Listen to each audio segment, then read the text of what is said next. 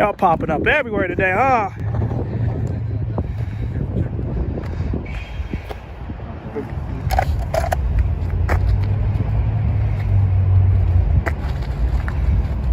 You ain't got no warrants, nothing,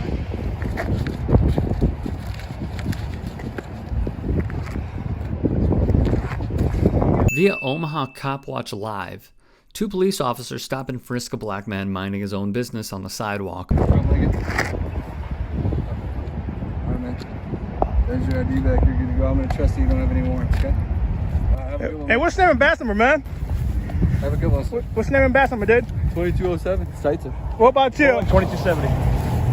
Now, why did you have your gun out on that dude, man? Hey, you guys can't walk. Hey, please stop. You got to go to the back of the car. Come on. Just asking the question, man. Don't do that no more, man.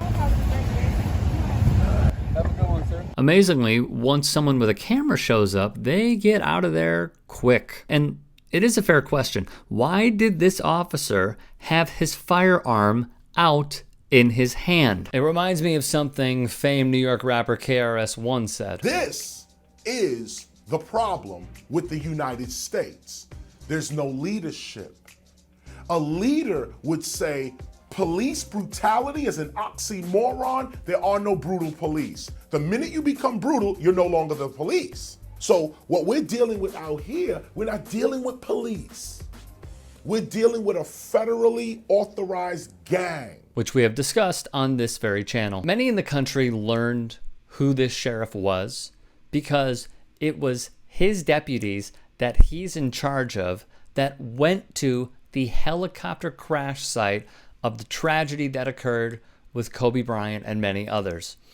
Those deputies, with the freshly deceased bodies on the ground, took photos of them. And then they sent them around. And then they sent them around some more. And then it got so bad that the allegations are one deputy who was at a bar, I believe in Norwalk, showed the pictures he took on his phone to patrons at the bar. So here's the thing.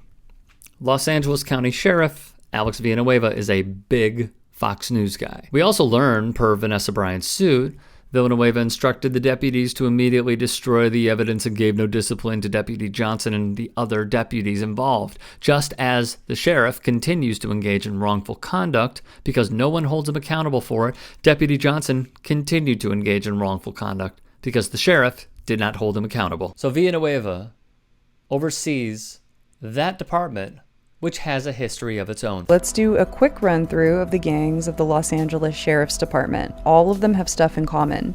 You usually have official gang tattoos, a hand signal, and a way to join, usually by shooting or killing a civilian or doing something like falsifying paperwork. There are the Little Devils, Posse, the Wayside Whiteys, the 2000 Boys, the 3000 Boys, the Jump Out Boys, the Banditos, the Executioners, the Spartans, the Cowboys, the Rattlesnakes, and the Tasmanian Devils. Are there gangs within the Los Angeles Sheriff's Department? They operate as a gang. They commit crimes, they assault people. What are the benefits of joining the gang? The benefits will be like any other street gang. You know, it's power, money. How do they identify themselves? With a tattoo. Is there an initiation process to join the gang? You could say that. They could go from you getting a shooting or, you know, they do anything for these guys. You said they get shootings. What do you mean by that? If you get in a shooting, that's a definite brownie point. And according to these deputies, to justify those shootings, they plant weapons on the people they stop. There's been multiple occasions where they say, hey, we got a guy that has a gun and he's running from us. In reality, that person never had a gun. And they would say, oh, it was a phantom gun. It was something that really wasn't there. So you have personally witnessed that? Yes. Some of the parents accuse members of the Banditos of using part of this as an initiation ritual. Is that true? Yes. In June, the New Yorker picked up on this story. According to a lawsuit filed by 8 East LA deputies and the ACLU, the Banditos gang controls the East Los Angeles station like inmates running a prison yard. Leaders, known as shot callers, determine deputies' hours, promotions, even days off. On patrol, they operated in the gray areas of law enforcement. They perpetuated, according to a former officer, the code of silence, the culture of the ghetto gunslinger. She added, what makes East LA so unique is it's embedded within the Hispanic machismo culture and the Hispanic street gangs. According to people who know the department well, the Banditos are thriving under Villanueva. Robert Zillow, a veteran newsman, wrote for the Virginia Mercury the following.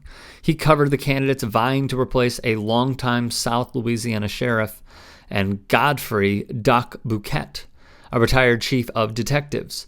I was in a gang, Doc said he told young offenders, as something like an icebreaker during volunteer work in his spare time. It's called the police.